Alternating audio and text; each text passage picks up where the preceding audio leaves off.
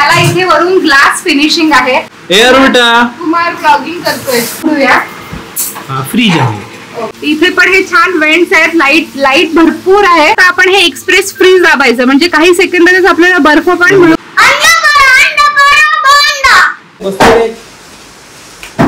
नवीन fridge आलाय पण तो एवढा मोठा आहे की तो आता दरवाजातून घुसताना. हो शेठ, काय पराक्रम केला तुम्ही आता. श्री स्वामी समर्थ.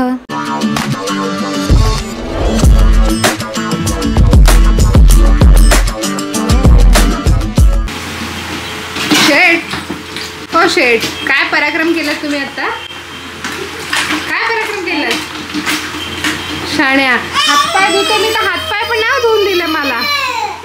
येड्या पाय सटकतायत तरी मी धुते तरी धुवू देत नाही मला. डोक्यावर पोहतून घेतले तेल. एका साईडला इकडे तेलकट दिसते ते बघ. वाजलेत 2:30. आज थोडा लेट झाला मला व्हिडिओ अपलोड करायला. 2:15 वगैरे वाजले असतील. मी तेच काम करत होते. कुमार इथे बसला होता आणि आरू ओरडला म्हणजे असं हे आवाज दिल्यासारखं. म्हटलं असं काय करतोय. बघते तर तो इथं उभा आहे आणि तेलाची बाटली त्याच्या हातात आहे ही वाली आणि जी रिकामी आहे. तेल नाही बोलून एवढं तेल भरलेलं होतं एवढं. त्याने ती सगळी ओतली इथे. सगळं खाली त्यांनी तेलाचा. हे बघा इथे पण दिसते तुम्हाला, कदाचित दिसेल.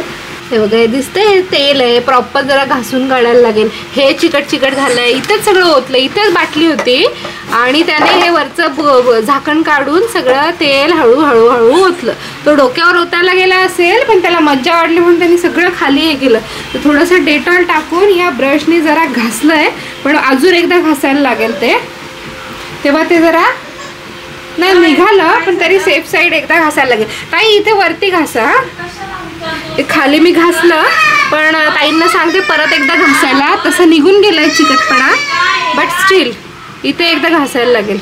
आता त्याची आंघोळच करायची आहे तशी पण. त्याच्यामुळे मी गिझर लावलं आणि म्हटलं तेवढ्यात व्हिडिओचं सगळं करून घेते ते अपलोडिंग आणि हे. तोपर्यंत शेटनी कव्हर केला. आता चालूच ना असं एक करा मग त्या.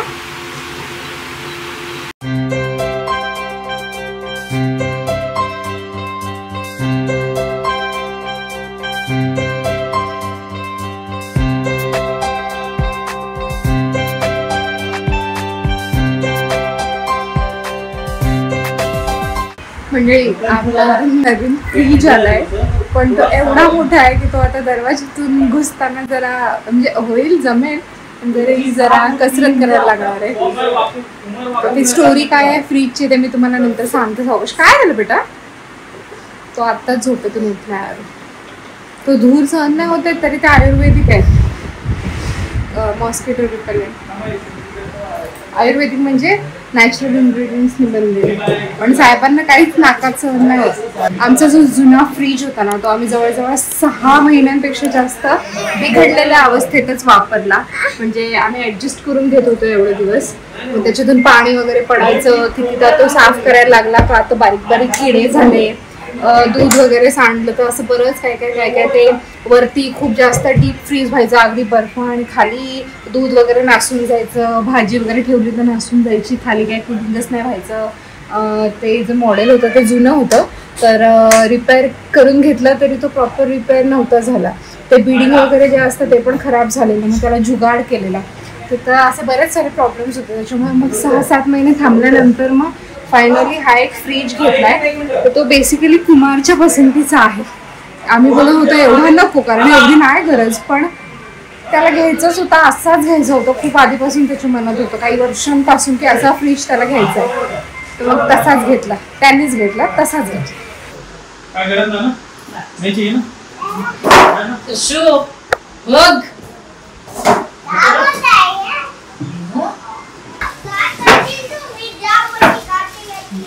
कपाटच आहे.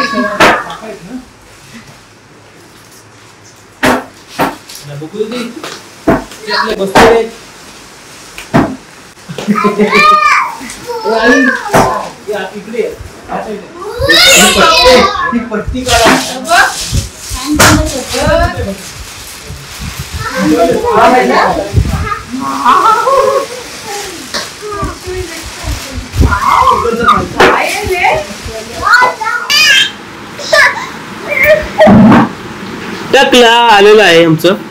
आणि तिकडे चकलं काय करते,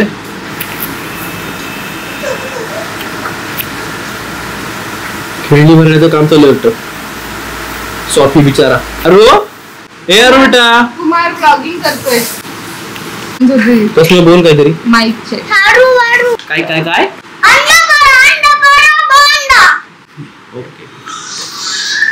ये मेरी आँख दिख रही है इसमें. बायकोनी मला त्रास दिला, सगळा घामाघूम करून सोडलाय आणि टकलं येऊन बायकोला चिकटलं नाही, मधल्या गायामधून पळालं. ही आहे समृद्धी, ती वाव समृद्धी म्हणून फेमस आहे. डोळे चोळले स्वतःचे. यो हाय पापलेट, त्यो हाय कोळंबी. यो मोठा पापलेट, यो छोटा पापलेट आणि यो कसला तरी कालवण आहे. कसला आहे यो, कोलंबीचा कालवण आहे. काल फक्त बाहेरून दाखवलं होतं, आता आपण आतून पण बघूया, कारण आता आम्ही सेट केलाय. म्हणजे आतमध्ये वस्तू ठेवायच्या आहेत, थोड्या ठेवल्यात, पण तुम्हाला ओव्हरऑल दाखवून देते की फ्रीज कसा आहे. तर असा मस्त मोठा लुक आहे. मी तर जेव्हा रिसीव्ह झाला तेव्हा बोलले की हे तर कपाटच आहे, कारण एवढा मोठा आहे. ओके, ह्याला इथे वरून ग्लास फिनिशिंग आहे, तर ह्याच्यामध्ये स्क्रॅचेस पडणार नाहीयेत. त्याच्यानंतर स्टेन्स पण लागणार नाहीयेत. लागले तरी आपण पटकन पुसू शकतो, त्याचा डाग राहणार नाही, मेंटेनन्स नाहीये या गोष्टीला. ओके, प्लस अजून एक छान गोष्ट झाली की इकडे आम्ही आता फ्रीज मॅग्नेट्स लावू शकतो. आमच्या रूम मध्ये आता जे आहेत ते सगळे आम्ही इकडे लावू शकतो. कुठे बाहेर गेलो तिथून काय खरेदी करून घेऊन आलो, मॅग्नेट स्पेसिफिकली आपण आणतो आणि ते असं छान पण वाटतं. तर पहिले इकडे आई पप्पांचा आणि आरूचा फोटो आहे. त्याच्यानंतर जे फ्रीजला वेंट्स असतात हवा बाहेर जायला, ते ह्या साईडला आहे, म्हणजे पाठीमागे नाहीये, ह्या साईडला आहे. इथे गार गरम पण मला फील होते इथे आता. इथे मला गरम हवा फील होते. एक ह्या साईडला आहे आणि एक ह्या साईडला आहे. असे दोन त्या साईडला इन अँड आउट, इधर इन इधर out. Okay, in and out. Okay, आता आपण उघडूया. हा फ्रीज आहे. ओके, सो हा आहे फ्रीज, म्हणजे हा सेक्शन पूर्ण फ्रीजचा आहे. अजून आमचं सामान लागायचं आहे, पण तरी तुम्हाला मी पटकन दाखवते. नाही, हे हायजीन फ्रेश जे दिलंय ना, त्याचा अर्थ काय, म्हणजे ह्याच्यामध्ये अशी टेक्नॉलॉजी आहे जी वेगळ्या वेगळ्या पदार्थांच्या वासाला एकत्र नाही होऊ देत. म्हणजे ऑर्डर एकत्र झालं तर ते नको वाटतं ना. दूध असतं आपलं, कधी मच्छीचं सामान असतं, तर ते संपूर्ण फ्रीज मध्ये ऑर्डर कंट्रोल करतो. असं घाणेरडा वास नाही येऊ देत, अशी टेक्नॉलॉजी आहे.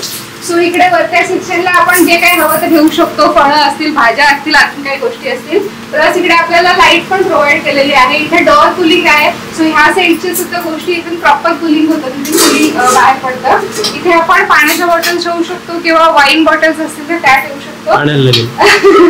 नाही, त्याच्यासाठी आहे बेसिकली. किंवा मग मोठ्या आकाराची फळं पण ठेवू शकतात इथे. त्याच्यानंतर इथे तुम्हाला जे पाहिजे ते ठेवा. आम्ही सध्या दूध आणि काय काय काय ठेवलेलं आहे. इकडे कवळं आहे. ओके, देन इकडे हा सेक्शन आहे, खालून ओपन करायचा आहे. ह्याच्यात आपण व्हेजिटेबल्स, फ्रुट्स काही ठेवू शकतो. इथून पण या सेक्शन मध्ये पण फ्रूट व्हेजिटेबल्स ठेवू शकतो. इथे या सेक्शन्स मध्ये सध्या आम्ही लोणचं आणि हे ते ठेवलंय. लोणचं, मोरंबा आणि सरबत वगैरे ठेवलंय. सगळी फळं इथे ठेवली आहेत. सेटिंग करायची अजून तुम्हाला फक्त दाखवते. माझ्या पोराने हे खेळ पण ठेवून दिलं बघ. आरू ठेव बेटा ते. आरू हे घेऊन जा बाहेर जा. हे थिंक्यू म्हणून ऍप आहे, तर थिंक्यू टेक्नॉलॉजी. तर हे ऍप पण असतं जे आपण आपल्या फोन मध्ये डाउनलोड करू शकतो आणि फोन मधून ऍक्सेस करू शकतो. हे टेम्परेचर आहे फ्रीज साठी, म्हणजे ह्या सेक्शन साठी 1 to 7 पर्यंत असतं. 1 असेल तर मिनिमम टेम्परेचर, 7 असेल तर मॅक्झिमम टेम्परेचर. आपल्या हवामानानुसार, सीझन्स नुसार आपण ते ऍक्सेस करू शकतो. हे मायनस मध्ये जे आहे ते फ्रीजरचं टेम्परेचर आहे, म्हणजे इकडच्या सेक्शनचं.